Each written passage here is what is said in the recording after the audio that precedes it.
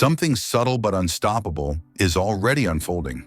The shift isn't waiting for a clock to strike or a date to align. It's already threading itself into daily experience.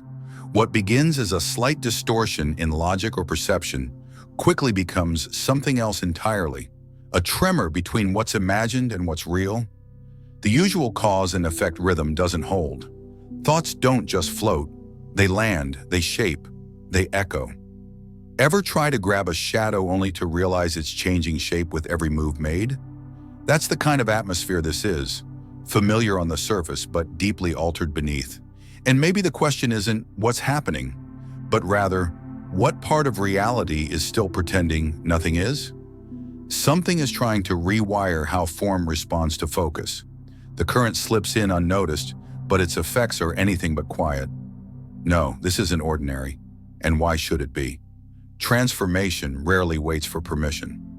June 7th carries the weight of a moment suspended between arrivals.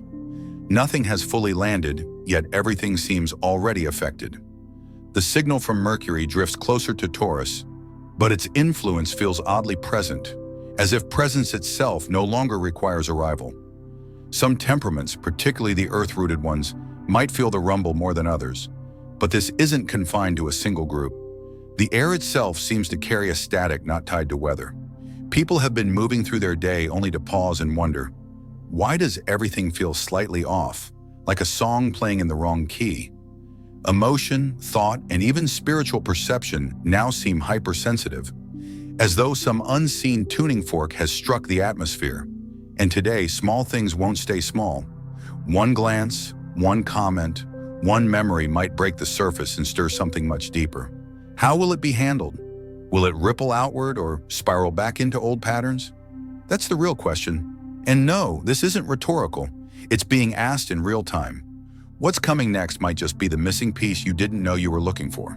Hit subscribe, because the next message wasn't meant to be missed. Before anything else unfolds, a strange priority rises. The realization that dates might not be measurements, but messages disguised as numbers. Take 10/5, for instance. It doesn't just mark a day, it acts more like a signal flare sent straight into ordinary life. For a long while now, there's been motion without destination, like moving through fog without ever questioning why the engine's even running.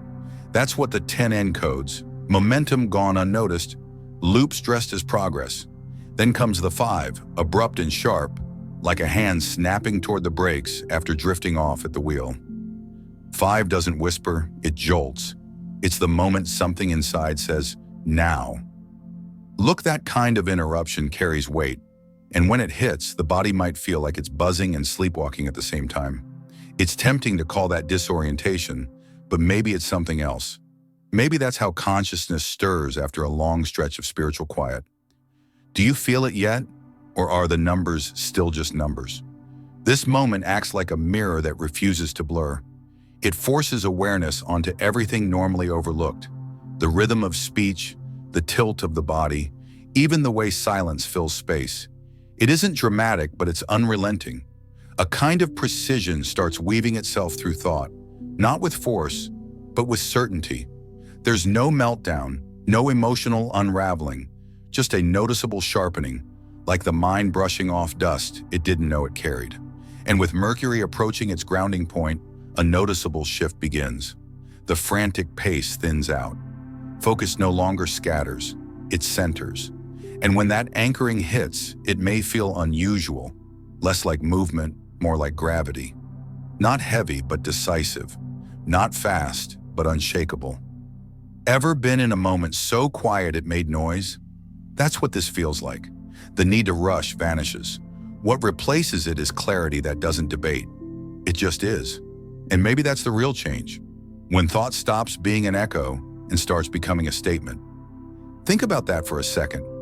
When was the last time the mind didn't ask for permission? If something inside you felt still while watching this, it means you're aligning. Subscribe and stay close, because the transmission continues. Something begins to crystallize when the mental fog lifts, not with fanfare, but with finality. For those accustomed to mapping every thought through labyrinths of doubt, the sudden internal firmness can feel almost alien. No extra analysis, No pull of outside voices, just a quiet, internal click that signals, this is it. And when that happens, a natural boundary starts forming, not from bitterness or ego, but from alignment. It becomes harder to entertain noise dressed as insight or emotional weight that disguises itself as care. Some may interpret this new stillness as distance or coldness, but that would miss the point. What's being protected isn't pride, it's clarity. And clarity doesn't negotiate, it filters. Ever notice how the body relaxes when truth arrives, even if it's inconvenient? That's the shift. The mind, once scattered across dozens of possibilities, begins to move like a beam instead of a web. Not everyone will understand that kind of direction. Does that matter? Or is the deeper question whether the signal finally outshines the static? Now comes the moment that separates instinct from choice. This phase doesn't scream its arrival. It stings it into place. A sideways comment, a passive tone, a glance that lingers too long with judgment behind it. It always starts small, but the impact feels disproportionate. That's not coincidence. That's the test. The energy isn't trying to punish, it's trying to expose the reflex. When Mercury hangs between positions, thought becomes volatile. Communication breaks its usual rhythm and turns erratic, like a signal trying to cut through static. And in that static, people often leak the emotions they haven't owned. Projection becomes the default. Misunderstanding becomes the medium. So when that trigger hits, the question isn't, why did this happen? The question is, what's this trying to teach? Reacting reactivates the old script. Loops stitched with frustration, defensiveness, and spiraled regret. But response born from pause, breath, and restraint? That's disruption. That's sovereignty. And in that stillness, something greater listens. Can restraint be an act of power? Can silence echo louder than the chaos it refuses to join? If you understood even part of this, it means the signal is reaching you. Subscribe. The rest will make sense soon enough. There are days when silence isn't just restraint, it's the entire strategy. What unfolds now isn't a confrontation, though it may look like one. It's a lure, a spark dangled just close enough to ignite the ego, to bait a reaction that recycles the same tired loop. But look closely, and the structure of it reveals something else. It isn't a test of strength, it's a test of stillness. Let the noise rise. Let the theatrics play out like weather on the edge of glass. Resistance doesn't mean pushing back. Sometimes it simply means not stepping in. And in that choice, something powerful recalibrates. Timelines twist not when battles are won, but when they're skipped entirely. That's the real plot twist. No climax, just clarity. How often is transformation missed because the ego needed one last word? And what if the next shift, quiet, unannounced, and precise, requires no audience, no reaction, no noise at all? Think about that. What's actually being protected when nothing is said? Something beneath the surface begins to stir, not a craving for comfort, but for substance. It doesn't arrive as appetite, and it can't be pacified with entertainment. It hums somewhere between thought and instinct, pushing towards something older, more grounded. As Mercury roots into Taurus, the mind no longer seeks stimulation for the sake of motion. It starts wanting use, knowledge that isn't just consumed but applied. Not theory dressed in complexity, but information with weight, like learning how to bind a wound or read the season from soil. And it happens quietly. A sudden pull toward remedies, plant lore, lost skills. The kind of learning that doesn't impress but sustains. Could it be that the intellect, long severed from the body, is now circling back, yearning not to conquer but to remember? It's easy to miss this shift if the mind is still chasing novelty. But pause here. Look closer. What kind of information leaves an imprint, not in the brain, but in the bones? What knowledge feels less like data and more like returning home? If you felt something here, like it was meant just for you, maybe it was. Subscribe. No need to explain it. Just stay. Some weeks aren't about outcomes. They're about questions that refuse to leave. And this is one of them. The pull toward obscure ideas, half-forgotten topics, or seemingly unrelated skills isn't distraction, it's calibration. Rational thought tries to dismiss it. Why this? Why now?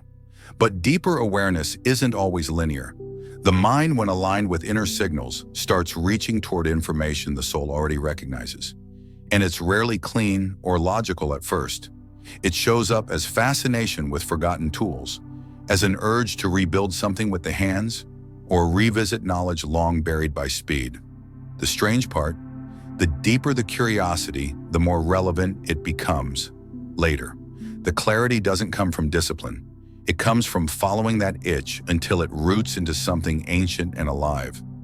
What if intelligence isn't just memory, but instinct led by memory that hasn't happened yet? And if that's true, then maybe those random obsessions are not random at all. Maybe they're coordinates. So here's a thought.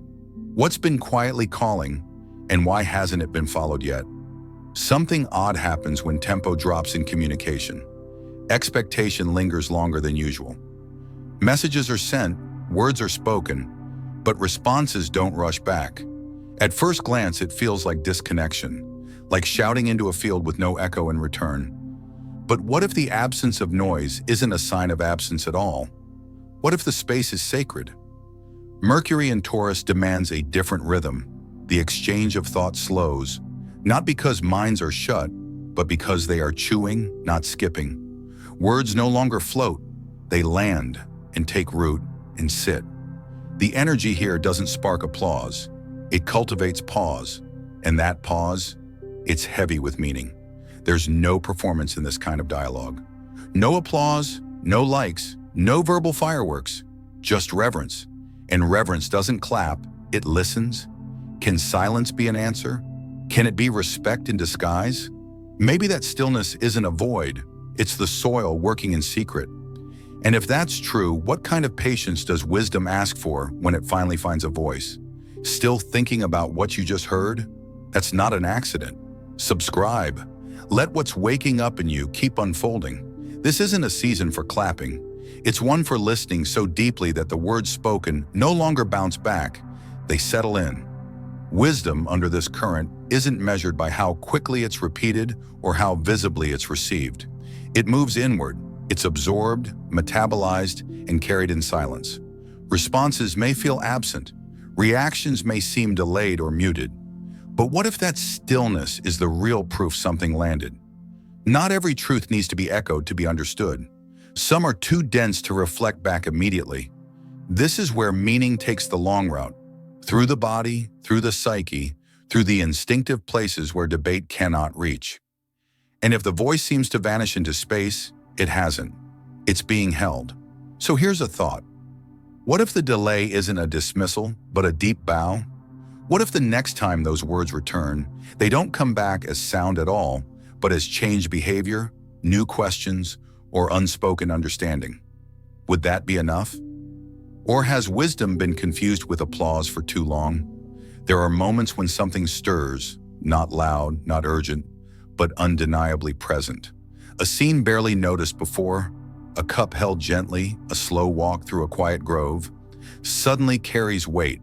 It pierces through the noise not as envy but as recognition. A kind of ache, but not for status or achievement. It's for presence. What rises in these instances isn't competition. It's memory. A memory of rhythm before acceleration, of being before performing. The pull grows toward the ones who've made peace with invisibility, who move with intent instead of impulse. Toward the souls who no longer narrate every transformation, but live it wordlessly. Something inside begins craving the kind of existence that holds power in stillness and depth in repetition. Can longing be a compass? Can subtle admiration point to a hidden starvation? These glimpses are not random. They're invitations. So pause. Look at what softens the body without explanation. What quiet beauty is asking to be reclaimed, not as spectacle, but as state of being? There's a particular edge to certain feelings this week, a sharp flicker that usually gets labeled as jealousy. But that word is too shallow for what's actually unfolding. It's not weakness. It's not pettiness. It's a signal, an unexpected beam cutting through distraction and pointing with surprising clarity toward what's missing. Envy in this form isn't about possession. It's about direction. It reveals what's been quietly calling under the surface while the louder parts of life took over. And it often shows up disguised, drawn not to shine, but to substance. The draw may be toward simplicity, toward rootedness, toward a kind of steady calm that the old self couldn't see the value in. But now, that pull feels magnetic. And isn't that strange? How the soul sometimes uses discomfort to redirect desire? Maybe it's time to stop asking why something stings and start asking what it's showing. What if the burn isn't a flaw but a map? And if it is, then where does it lead when followed without shame? Speed loses its currency under this influence. Communication no longer rewards those who rush to respond, impress, or conclude. Instead, something quieter, but far more intelligent, takes the reins. As Mercury grounds into Taurus, expression begins to move through the body, not just the mind. Thought slows, not because it lacks clarity, but because it seeks depth. Words, once tools for efficiency, begin to take on substance. They thicken, they hold texture, they leave a taste. And here's the shift. Language stops being output and starts becoming experience. Some thoughts emerge soft, nourishing, and whole, like something baked low and slow, made to be shared. Others carry an aftertaste, sharp, bitter, ungrounded. And this week, that taste becomes a signal. Not all discomfort is hesitation. Sometimes it's truth-resisting distortion. So if certain words scrape on their way out, if the chest tightens before sentence lands, maybe it isn't doubt. Maybe it's instinct. So ask this: is the message aligned or is it residue? Is the body a participant in the sentence or a casualty of it? And if silence feels more honest, what's the rush to fill it? There's a particular kind of stillness that enters when language no longer rushes to fill space. It doesn't feel like restraint, it feels like reverence. This is the atmosphere now. Communication isn't being silenced, it's being sanctified. The pause before speaking has weight, not because of fear, but because of awareness. Every word must pass through a filter of internal coherence. Not just, is this true? But, does this resonate from the core outward? In this terrain, impulsive speech falls flat. It ricochets without impact. Because truth in this season demands congruence. And when expression is aligned, when thought, intention, and tone move as one, something quiet but unmistakable happens. Speaking no longer feels performative. It feels foundational, like setting a stone with purpose, not scattering gravel for noise. This kind of speech builds. It endures. It leaves silence better than it found it. So here's the real question. How often is silence broken just to escape it? And what shifts when silence is honored long enough to be shaped into meaning? There's something sacred about letting a truth mature before releasing it into the world. Not every realization is ready to be spoken the moment it's born. Some need to breathe, settle, deepen, like minerals finding their shape beneath pressure. And when clarity finally arrives, not as an idea but as embodiment, everything changes. Words no longer skim the surface. They move through space like tuning forks. Something subtle but electric shifts. People don't just hear them, they register them, in posture, in stillness, in energy. It's not about volume or persuasion, it's about alignment. And that alignment doesn't demand explanation. One sentence, when it's real, unlocks more than a paragraph trying to prove itself. Taurus doesn't seek applause for truth, it seeks resonance. So here's a question worth sitting with. When was the last time language was so precise, it didn't require elaboration? When clarity lives in the bones, words become fewer, but their impact far deeper. Ever felt the atmosphere change from a single phrase? That's the frequency this moment is asking for. There's a particular grace in letting insight just state, without rushing it into words. When expression stalls, it doesn't always signal blockage. It can be a sign of depth forming. Some truths don't arrive fully dressed. They emerge in layers, shifting shape as they make their way from sensation to sentence. And until they find the right structure, they remain quiet, protective, unfinished. Forcing them out early doesn't strengthen them, it distorts them. So when language feels elusive, maybe it's not time to speak. Maybe it's time to listen inward. Let the rhythm of clarity build on its own terms. When the moment arrives, and it always does, the voice returns not as reaction, but as orientation. The message doesn't defend, explain, or convince. It simply points forward, like a compass finding north. And isn't that something to consider? That some of the most powerful expressions aren't born in debate, but in stillness. What might become possible when meaning is allowed to root before it reaches the air? There's a kind of weight to thought now, not the kind that overwhelms, but the kind that anchors. Ideas don't rush in and out like flashes. They arrive slowly, settle deeply, and resist being pushed into premature conclusions. That's not delay, it's depth. Mercury's alignment with Taurus reshapes the rhythm of the mind, drawing it downward, inward, closer to substance. The usual pace of mental chatter eases into something quieter and denser, and for some, that shift feels disorienting. But the stillness isn't confusion, it's incubation. What's forming now isn't meant to echo for applause, it's meant to endure. Earth doesn't offer clarity as a spark, it offers it as sediment, layered and refined. So if the mind loops a single theme, or words form slower than usual, it may be a signal, not a flaw. This is how lasting truth emerges, not with spectacle, but with structure, not through speed, but through rootedness. So here's something to sit with. What if the clearest insight isn't the one that rushes forward, but the one that waits to be fully felt before it speaks? What begins to form in this phase isn't insight dressed as lightning, it's structure shaped by silence. It doesn't rush to be seen, doesn't demand expression. It moves beneath awareness, assembling itself not for revelation, but for The sensation often mistaken for confusion is actually a transition, a shift from cerebral reflex to grounded cognition. Fast thought wants conclusions. Embodied knowing wants integration. The former thrives on reaction, the latter waits for readiness. And in this moment, readiness looks like stillness, not as passivity, but as receptivity. The kind of clarity taking shape now doesn't tolerate coercion. It arrives when pressure releases. That's where the ego struggles, when effort no longer accelerates outcome. So the mind slows, not because it's stalled, but because it's listening. This is where the foundation builds, not above the surface, but beneath the noise. Ever notice how some answers refuse to come when summoned, but arrive fully formed when least expected? Maybe this isn't about getting the answer at all. Maybe it's about becoming solid enough to receive it when it finally chooses to arrive. There's a discipline in stillness that modern pace often overlooks. In this moment, Taurus brings a different kind of intelligence, one that doesn't measure progress by speed, but by rootedness. This isn't the kind of energy that rewards brainstorming marathons or mental acrobatics. It asks for something quieter, more mature. Presence. Not the kind of presence that waits to be entertained, but the kind that sits with a thought until it becomes embodied.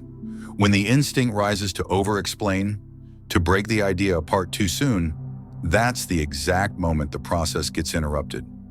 Clarity here is a slow reveal, not a spark.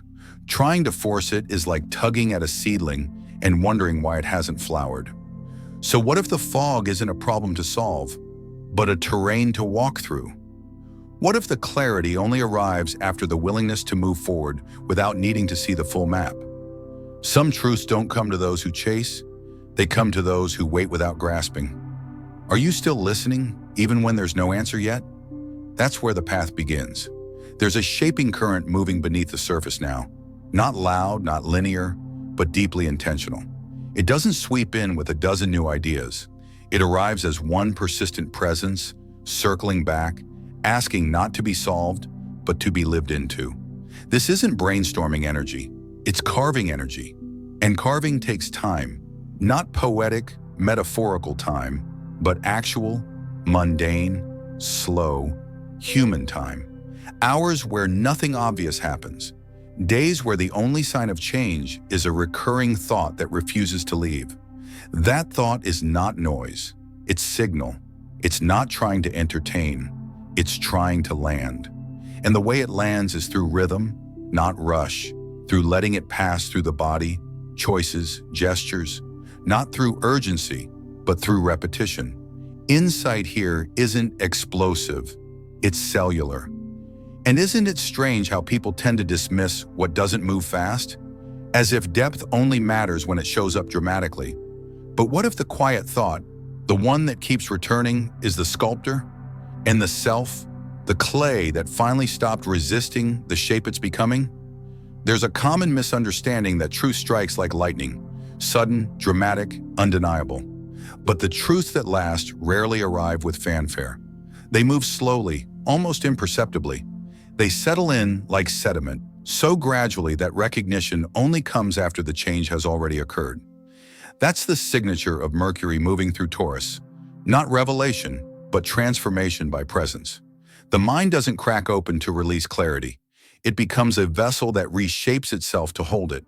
This isn't the kind of process that responds to pressure. Urgency repels it, extraction fractures it. But stillness? That invites it to stay.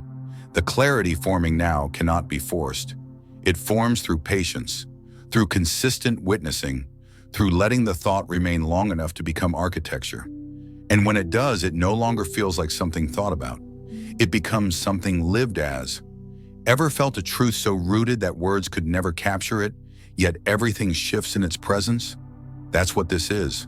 Not a sentence, a structure, a shape, solid, undeniable, and already within. And if the mind is still present, still open, then something has already landed. In a world that constantly demands speed and noise, the choice to slow down, to engage with something deeper, is not just rare, it's radical. That attention matters, that stillness matters. And if this moment offered even a flicker of resonance, then maybe it wasn't just a video, it was a mirror. If something here stirred a memory, a question, or even a quiet yes, feel free to share it. Not for validation, but for connection. Because clarity tends to echo louder when it's voiced. And if this rhythm feels aligned, if the space we've built here feels worth revisiting, there's always room for more. Subscribing isn't just support, it's a way of saying this language makes sense.